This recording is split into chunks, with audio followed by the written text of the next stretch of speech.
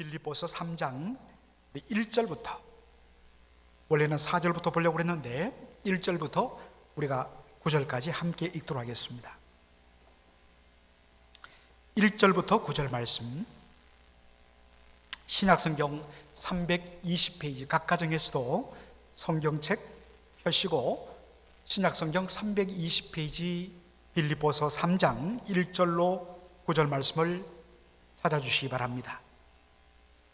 우리 한 절씩 교독하고 마지막 9절은 한 목소리로 읽도록 하겠습니다. 정말로 나의 형제들아, 주 안에서 기뻐하라. 너희에게 같은 말을 쓰는 것이 내게는 수고로움이 없고 너희에게는 안전하니라. 개들을 삼가고 행악하는 자들을 삼가고 손 할례당을 삼가라. 하나님의 성령으로 봉사하며 그리스도 예수로 자랑하고 육체를 신뢰하지 아니하는 우리가 곧 할례당이라. 그러나 나도 육체를 신뢰할 만하니 만일 누구든지 다른 이가 육체를 신뢰할 것이 있는 줄로 생각하면 나는 더욱 그러하리니, 내가 8일 만에 할례를 받고 이스라엘의 족속이요 베냐민의 지파요 히브리인 중의 히브리인이요 율법으로는 바리새인이요 열심으로는 교회를 핍박하고 율법의 의로는 흠이 없는 자로라. 그러나 무엇이든지 내게 유익하던 것을 내가 그리스도를 위하여 다 해로 여길 뿐더러 또한 모든 것을 해로 여김은 내 주 그리스도 예수를 아는 지식이 가장 고상함을 인함이라. 내가 그를 위하여 모든 것을 잃어버리고 배설물로 여김은 그리스도를 얻고, 다 같이 읽겠습니다. 그 안에서 발견되려 함이니 내가 가진 의는 율법에서 난 것이 아니요 오직 그리스도를 믿음으로 말미암은 것이니 곧 믿음으로 하나님께로서 난 의라. 아멘.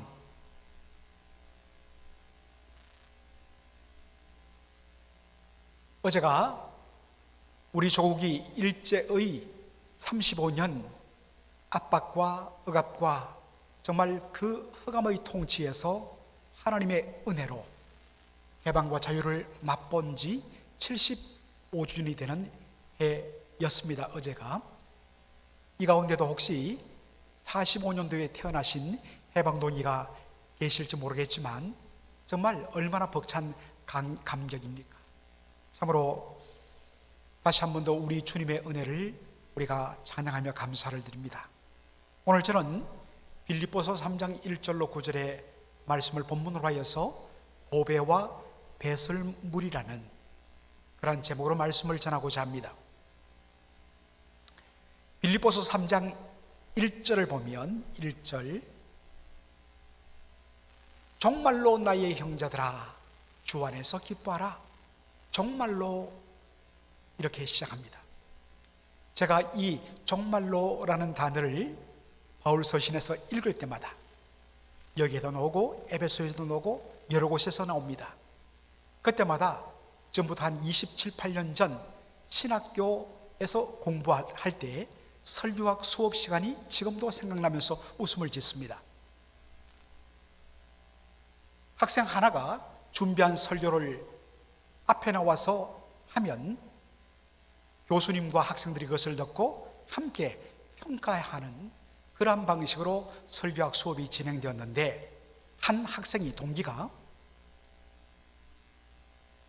설교하면서 이렇게 이야기합니다. 여러분, 오늘 이 본문에 정말로라는 단어가 나옵니다. 바울은 이 단어를 통하여서 우리가 어떻게 종말론적인 신앙생활, 오늘이 나에게 주시는 마지막 종말의 시간이라고 생각하고 어떻게 살아야 되는지를 우리에게 도전하기 위해서 이 말씀을 주신 겁니다 하면서 종말론적인 삶에 대하여 강한 도전의 설교 아주 열정적으로 했습니다. 그리고는 본인이 은혜를 받았는지 의기양양한 태도로 제자리로 앉았습니다. 교수님께서 웃으세요. 그리고 그분의 마음이 닿지 않도록 조심스럽게 이렇게 이야기하셨습니다. 여러분, 오늘 본문에 나오는 이 정말로라는 것을 영어 성경으로 보면 finally, 마지막으로, 끝으로, 그런 의미입니다. 이것은 세상 종말을 뜻하는 단어가 아니라 이제 편지를 마무리하겠다라는 라는 사인을 주는 그러한 표현입니다. 그 순간에 그 제 동기의 얼굴이 이제 뭐 신학한 지 1년밖에 안 되어서 전혀 신학적인 기반도 성경 해석학적인 준비도 안 된 가운데 열정 하나만 가지고 설교했는데 얼굴이 아주 홍당무처럼 바뀌었던 그 모습이 아직도 생각이 납니다. 빌립보서 3장 1절을 우리 다시 보도록 하죠. 정말로 나의 형제들아, 주 안에서 기뻐하라. 사도 바울은 빌립보 교회 성도들에게 편지를 쓰고 싶은 내용들을 다 쓴 후에 이제 편지를 마치기 위하여 정말로 finally 마지막으로 당부하는 말을 합니다. 그것이 형제들아 주 안에서 기뻐하라였습니다. 마지막 당부를 하고 나서는 그 다음에는 뭘 하겠습니까? 누구누구에게 좀 안부를 전해다오, 이렇게 인사를 하고서 이제 주님의 은혜가 여러분과 함께 하기를 원합니다. 굿바이. 이게 편지 끝입니다. 그런데 어떻습니까? 빌립보서가 어디에서 끝납니까? 4장 23절로 끝납니다.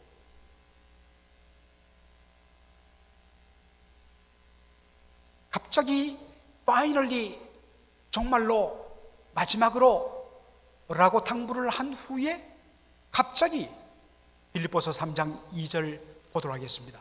개들을 삼가고 행악자들을 삼가고 손할례당을 삼가라.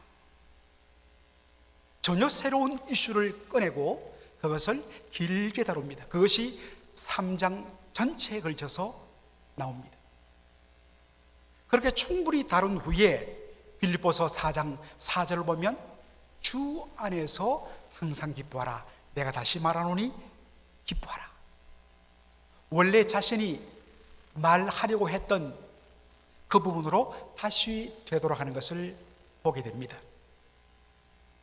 여러분, 바울이 왜 이렇게 편지를 썼을까? 많은 학자들의 다양한 추측이 있는데 대부분이 거의 비슷합니다. 제가 우리 한국이 나온 세계적인 신학 학자인 김세윤 박사님의 그 추론을 여러분께 소개합니다.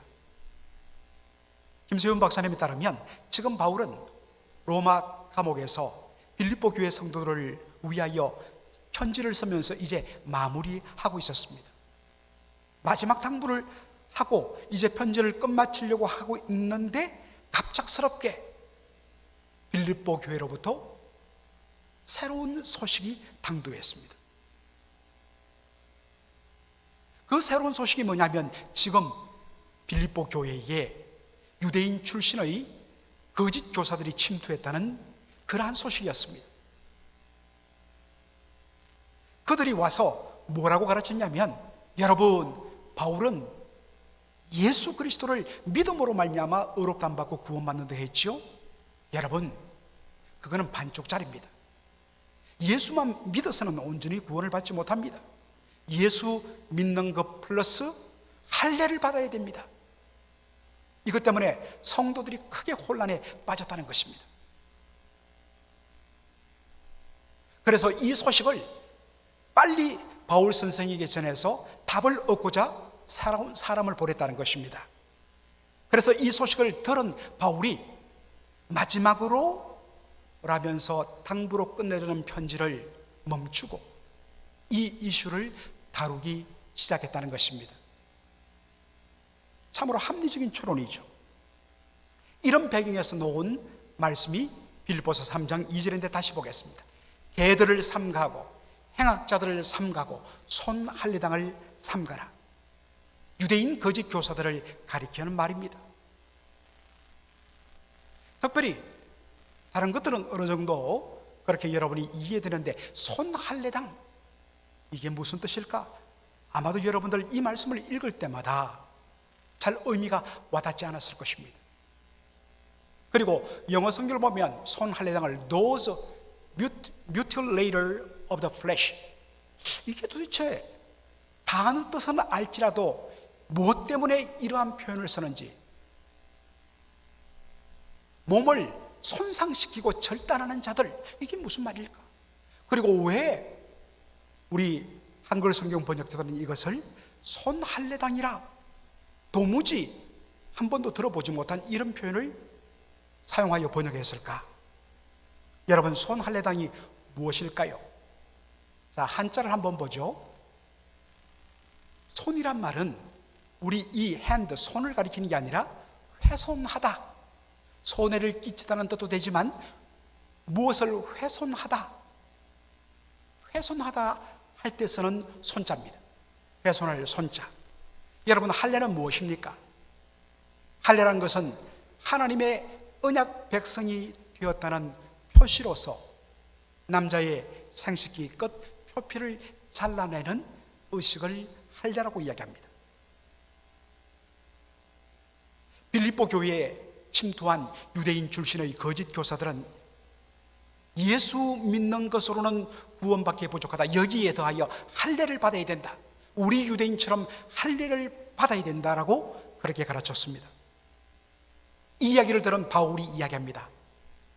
만일 그러한 의도로 할례를 받아야 구원을 받는다고 해서 할례를 받아야 된다면, 그런 의도로 할례를 받는다는 것은 구원과 아무 소용이 없다.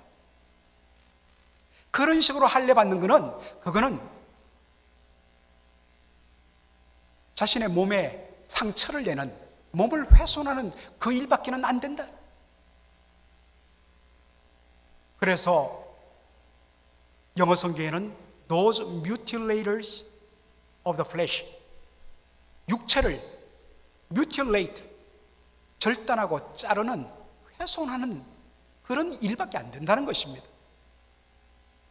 할례 자체가 구원과는 전혀 무관하다는 것입니다. 이들의 문제는 무엇이었습니까?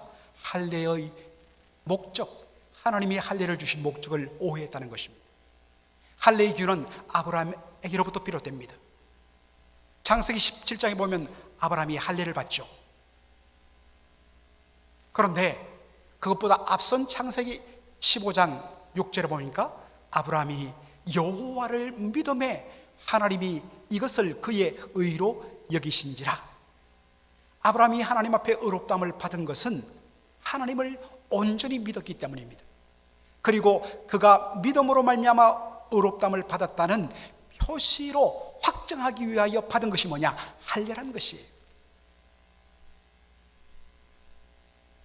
할례 때문에 의롭다함을 받은 게 아니라는 겁니다. 구약의 할례가 신약 시대에 와서 무엇으로 대체됩니까? 세례로 대체되죠. 여러분들, 우리가 무엇으로 구원을 받습니까? 예수님이 우리를 위하여 십자가에서 모든 죄값을 다 갚추려 주신 이 놀라운 은혜를 믿음으로 말미암아, 그리고 이 믿음조차도 하나님 주시는 은혜로 말미암는 선물입니다. 믿음으로 말미암아 의롭다함을 받고, 믿음으로 말미암아 우리가 값없이 구원의 선물을 받은 것이죠. 세례 받아야 구원을 받는다, 거짓이에요. 비성경적이에요. 그럼 세례는 왜 받아야 되는가? 세례는 내가 예수 그리스도를 믿어 구원받고, 이제 나의 옛사람은 예수와 함께 십자가에 못 박아 죽었고, 예수 그리스도와 연합된 새로운 삶을 내가 산다는, 그리스도의 제자가 되었다는 신앙 고백의 표시로, 공개 선언으로서 받는 것이 세례입니다. 그래서 세례가 중요한 것이죠. 바울은 이 문제를 간단하게 3절에서 정리해버립니다. 하나님의 성령으로 봉사하며 그리스도 예수로 자랑하고 육체를 신뢰하지 아니하는 우리가 곧 할례당이라. 제가 New Living Translation, 아주 쉽게, 영어 성경 중에서 가장 쉽게 번역된 영어 성경입니다. 그것을 인용했습니다. 할례당, 누가 진짜 할례 받은 사람인가? 살갗의 표피를 잘라내는 것이 진짜 할례 받은 게 아니라, 예수 믿고 구원받아 하나님의 백성 된 진짜 하나님의 언약 백성, 참 할례 받은 사람이 누구냐는 것입니다. 두 가지로 이야기합니다. 첫째는 하나님의 성령으로 봉사하며 여러분, 번역이 봉사로 되기 때문에 우리는 이것을 어떤 헌신하고 교회에 와서 여러 가지로 충성하는 그러한 것으로 많이 오해를 해요. 물론 헬라어 원어에는 그러한 봉사 의미도 있습니다. 섬김의 의미가 있습니다. 그러나 또 하나의 의미가 있는 것은 월십입니다. 예배입니다. 그래서 영어 성경이 참 잘 번역했습니다. 누가 참 할례당 진짜 구원받은 하나님의 백성인가? 그 사람은 무엇으로 확인되냐면 하나님의 성령으로, 하나님의 성령에 의하여 하나님께 예배하는 자다. 여러분, 구약시대에는 예루살렘 성전에 가서 희생제물을 잡아서 피를 바치고 제물을 불태워 드림으로 하나님께 예배를 드렸습니다. 그런데 신약시대에는 예배가 완전히 바뀌었습니다. 신약시대의 예배는 성령 안에서 하나님을 예배하는 것입니다. 요한복음 4장 24절, 저와 여러분이 너무나 잘 아는 말씀이죠. 하나님은 영이시니 예배하는 자가 신령과 진정으로 예배할지니라. 하나님께서 God is Spirit, 하나님 영이시기 때문에 예배하는 모든 예배자들은 worship in the Spirit, 대문자 S, in the Spirit and in truth. 신령과 진정이 예배의 본질입니다. 장소가 아닙니다.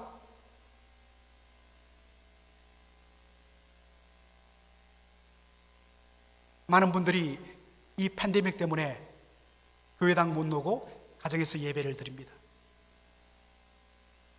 그런 의미에서 오늘 우리는 어떤 특정한 장소에 묶이지는 않습니다. 그러나 주의하셔야 됩니다. 우리는 연약한 존재이기 때문에 공간과 공동체가 함께 모여서 드리는 그 역동적인 은혜가 가정에서 영상을 통해서는 많이 제한됩니다. 그렇기 때문에 더군다나 예배의 본질인 in the Spirit, 성령 안에서, in truth, 진리 안에서 하나님께 예배 드리려고 온 마음을 더 신경 써야 합니다. 성령이 주시는 감화 감동, 그리고 in truth, 진리 되신 예수 그리스도. 구약시대는 희생제물을 드렸습니다. 그러나 이것은 장차 이 땅에 오셔서 우리를 위하여 피 흘려 죽으심으로 온전히 죄값을 다 값치르실 예수 그리스도의 그림자예요. 그런데 그 그림자의 실체이신 예수님이 오셨어요. 예수님이 십자가에서 피 흘려 온전히 단번에 영원한 속죄를 이루셨어요. 그래서 예수 그리스도의 이름으로 하나님께로 나가는 길이 활짝 열렸습니다. 성령의 충만한 은혜 가운데서 그리스도 예수의 보혈의 공로 의지하여 주의 이름으로 온전히 하나님 앞에 나가는 그런 예배를 드리는 사람, 그가 진짜 하나님 백성이란 겁니다. 한 시간 그냥 그 시간을 채우며 종교적인 의례의식에 만족하는 것, 그것은 아니란 겁니다.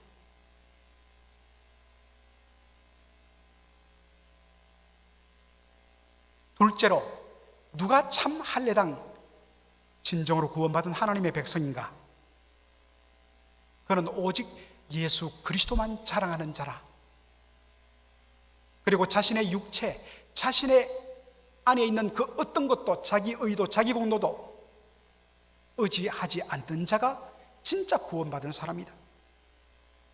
우리가 하나님 앞에 나갈 수 있는 유일한 이유는 독생자 예수 그리스도의 십자가 보혈의 공로입니다. 오직 길이요 진리요 생명이신 예수 그리스도만을 통하여 하나님 앞에 나갈 수 있게 된 것입니다. 그런 우리가 유대인 거짓 교사들처럼 예수 믿는 것 플러스 할례 더하면 안 된다는 거예요. 오직 예수 그리스도만으로, 예수만 자랑합니다. 예수 자랑 90%, 거기다 살짝 나의 자랑, 나의 공로 10% 있을 수 없다는 겁니다. 하나님 앞에 연락되잖아요.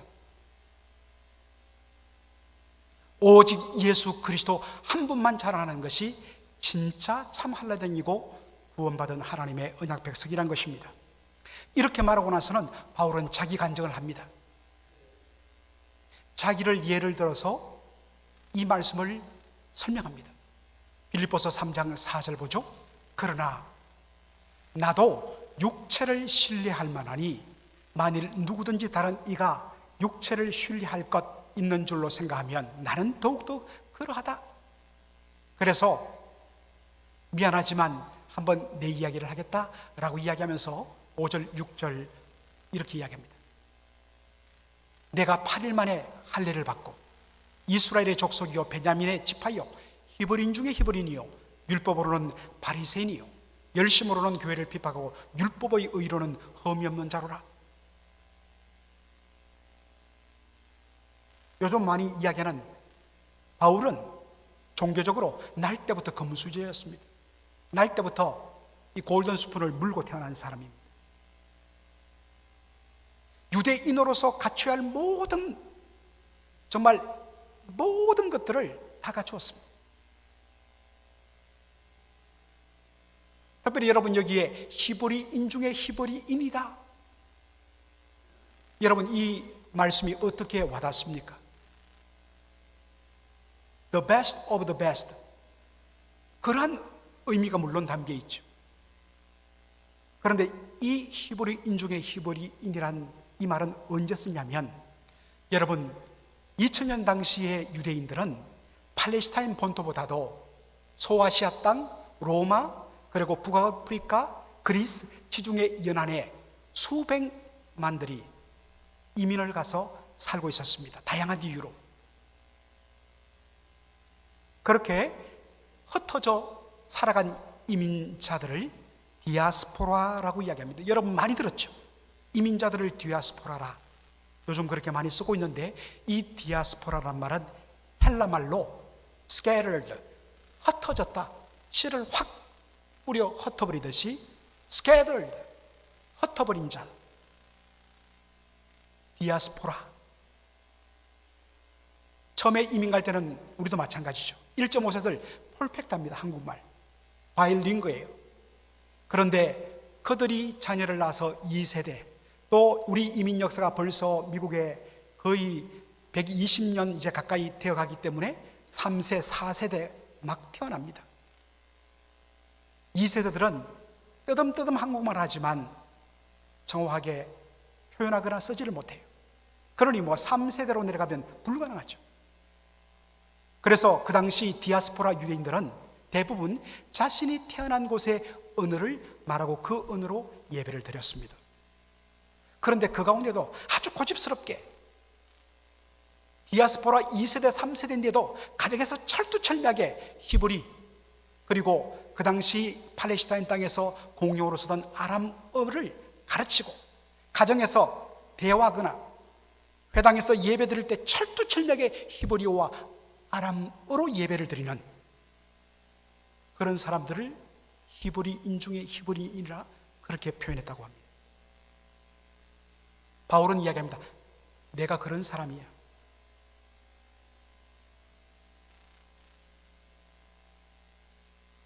같은 유대인이지만, 히브리 사람이지만 시간이 흘러감에 따라서 헬라 말만 쓰고 라틴어만 쓰는 이런 사람들 앞에 다 히브리 그리고 아람어를 쓰면 그렇지 못한 사람들은 기가 죽습니다. 더군다나 그는 율법을 철두철미하게 지키고자 힘썼던 바리새인이었다고 이야기합니다. 그래서 자기가 보기에는 율법의 의로서는 어떠한 흠도 없는 삶을 살았다고 자부할 만한 그런 삶을 살았다는 것입니다. 그런데 그런 바울에게 무슨 일이 일어납니까? 빌립보서 3장 7절로 8절. 그러나 무엇이든지 내게 유익하던 것을 내가 그리스도를 위하여 다 해로 여길 뿐더러, 8절 말씀, 또한 모든 것을 해로 여기면 내 주 그리스도 예수를 아는 지식이 가장 고상함을 인함이라.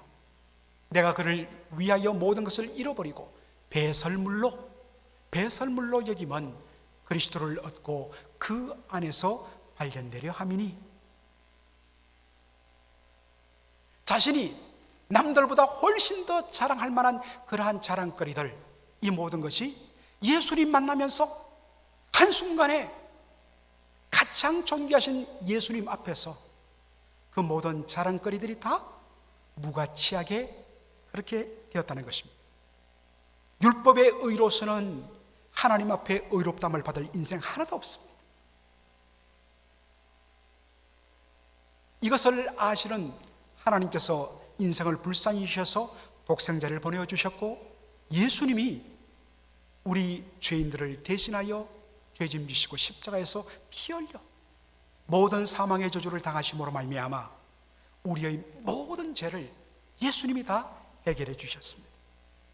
이미 다 해소해 주셨던데도 불구하고 그것을 알지 못한 채 영적으로 눈이 가려서 거듭나지 못해서 여전히 율법을 따라서 공로를 세우고 행위를 통하여 자기 의를 붙들고 남들보다 훨씬 더 나은 자신의 모습을 가지고 자랑하며 의시된 것입니다. 이것은 마치 벌거벗었는데도 불구하고 눈이 가려져 갖고 세상에서 가장 아름다운 옷을 입은 것처럼 허리를 활보하며 그렇게 거들먹거리는 사람과 같습니다. 수많은 사람들이 웃고 손가락질할 때에 눈이 가리다 보니까 사람들이 자기가 너무 멋져서 자기를 향하여 웃는 것으로 착각하는 것입니다. 그러다가 다메섹으로 가는 그 길에서 부활하신 예수님 만납니다. 영광의 빛 가운데 나타나신 예수님의 빛 안에서 드디어 눈이 열리고 자신의 실체를 보면서 그는 경악합니다. 비유컨대 냄새나는 그 배설물을, 멀리해야 할 배설물을 향수인 줄 알고 자신의 온몸에 덕지덕지 발라버린 것과 같은 그런 삶을 살았다는 것을 알고 그는 절망합니다. 바로 그 순간에 십자가 앞에서 자신의 모든 자랑거리들, 의들, 공로들 다 내던져 버립니다. 배설물처럼 여겼다 했습니다. 그리고 오직 예수 그리스도, 그분의 십자가 의만 붙드는 그 놀라운 은혜를 경험했다고 그는 9절에서 이야기하고 있습니다. 오늘 우리가 예배를 시작하면서 찬송가 102장을 불렀습니다. 주 예수보다도 더 귀한 것은 없네. 이 세상 부귀와 바꿀 수 없네. 영죽을 내 대신 돌아가신 그 놀라운 사랑 잊지 못해. 세상 즐거움 다 버리고 세상 자랑 다 버렸네. 주 예수보다 더 귀한 것은 없네. 주 예수밖에는 없네. 아까도 찬양을 부르는데 쭉 돌아봤더니 많은 분들이 이 가사 하나하나를 그렇게 가슴 속에 새기면서 감격하며 눈을 감고 부르는 것들을 제가 보았습니다. 예수를 제대로 만난 사람은 자기 자신에게서 그 어떤 자랑도 찾지 않습니다. 다른 사람들은 야, 당신 대단하다고 할지 모르고 정말 충성했다고 할지 모릅니다. 그러나 본인은 압니다. 예수님의 은혜와 사랑이 너무나 놀라고 감사하여 내가 반응한 것일 뿐 이것은 나의 자랑거리가 되지 못한다. 온전히 예수님만 높이기를 원한다. 진짜 은혜를 체험한 사람의 모습입니다. 사랑하는 성도 여러분, 여러분들도 찬송가 102장을 부르시면서 눈물 콧물 쏟았던 그 구원의 감격을 누렸던 시간이 있을 것입니다. 이 구원의 감격과 오직 그리스도 예수 한 분만을 높이며 자랑하고자 했던 이 심령, 시간이 갈수록 처음에는 자기가 관련된 것들만 배설물로 여겼는데 그 은혜 속에 더 잠겨서 바울처럼 이제는 모든 것을 다 배설물로 여기는 그런 은혜의 깊이를 여러분 살고 있습니까? 아니면 어느 순간부터 내 자신에게 뭔가 자랑거리, 자기의, 그러한 것들이 스물스물 여러분의 삶을 덮고 있지는 않습니까? 오늘 이 말씀 앞에 자신을 비추었을 때에 바울이 배설물처럼 여겼던 자기 의와 공로와 자랑, 그것을 어느 순간에 내가 불쑥 내밀고 있는 것을 발견했다면 유일한 해결책은 다시 십자가로 돌아가는 것입니다. 영죽을 내 대신 돌아가신 그 놀라운 은혜와 사랑에 깊이 잠길 때에, 보혈의 은혜 속에 온전히 잠길 때에 비로소 우리의 의도 잠기고 오직 그리스도 예수만이 드러날 줄로 믿습니다. 이것을 사도 바울은 내 주 그리스도 예수를 아는 지식이다 이야기합니다. 지식이란 말은 인포메이션, 뭐를 배워서 안다는 뜻 아닙니다. 헬라말로 지식이란 것은 체험하다는 뜻입니다. 예수 그리스도의 십자가와 그 놀라운 구원의 은혜에 완전히 잠기는, 그것의 내 삶 속에, 그래서 그 은혜가 체득, 몸으로 그냥 얻어지는 것, 이게 그리스도 예수를 아는 지식입니다. 그럴 때 이것이 너무나 고상합니다. surpassing worth, 모든 것을 뛰어넘는 surpass, 모든 것을 초월하는 그러한 worth, 가치가 바로 그리스도라는 것을 안다는 것입니다. 정말 제대로 된 음식을 맛본 사람은 대충대충 인공조미료 포장해갖고 버무려갖고 만들어낸 음식, 처음에는 그것이 정말 맛있을 줄 알았는데 정말 제대로 된 음식을 맛본 사람은 이제 그거 먹지 못합니다. 마찬가지예요. 왜 내가 내 자신에 대해서 뭔가 드러내려고 그러고 남이 알아주지 않으면 그것 때문에 섭섭하고, 왜 그렇습니까? 제대로 그리스도 예수의 은혜를 맛보지 못했기 때문에, 아니 맛봤는데 어느 순간부터 그것이 점차 식어져 메말라 버렸기 때문입니다. 다시 십자가로 돌아가야 됩니다. 매일마다 십자가에 못 박혀 달려 돌아가신 예수 그리스도, 영죽을 내 대신 십자가에 돌아가신 예수 그리스도, 그분의 보혈의 은혜에 잠겨야 합니다. 그때는 나도 없고 세상도 없고 오직 구속하신 그리스도만 보이는 것입니다. 이것을 바울은 나는 날마다 죽노라, 내가 죽어야 그리스도 예수가 드러나기 때문입니다. 그때 우리는 다시 이 고백을 회복할 수 있습니다. 주 예수보다도 귀한 것은 없네. 우리 반주 없이 우리 1절만 우리 함께 부르고서 기도하도록 하죠. 주 예수보다도 귀한 것은 없네. 이 세상 부귀와 바꿀 수 없네. 영죽을 내 대신 돌아가신 그 놀라운 사랑 잊지 못해. 세상 즐거움 다 버리고 세상 자랑 다 버렸네. 주 예수보다도 귀한 것은 없네. 예수밖에는 없네. 우리 사모님 반주 좀 해주시기 바랍니다. 이 시간 우리 함께 오늘 받은 말씀을 가지고 우리 하나님 앞에 기도하도록 하겠습니다. 여러분, 오늘 이 말씀을 받으면서 지금 여러분의 모습을 그리스도 예수의 십자가 보혈의 거울 앞에 한번 비춰보십시오. 바울이 고백했던 보배 되신 예수 그리스도 때문에 그가 그동안 자랑했던 그 모든 것들을 배설물로 무가치한 것으로 알아 다 내어 던졌던 그러한 삶이 처음 예수를 믿고서 찬송가 비의장 부르며 감격하던 바로 그때, 바로 우리의 나의 모습이었는데, 어느 순간에 예수 그리스도 그 은혜는 사라지고 불쑥불쑥 내 자신이 드러나고 나의 의와 자랑과 공로가 드러나며,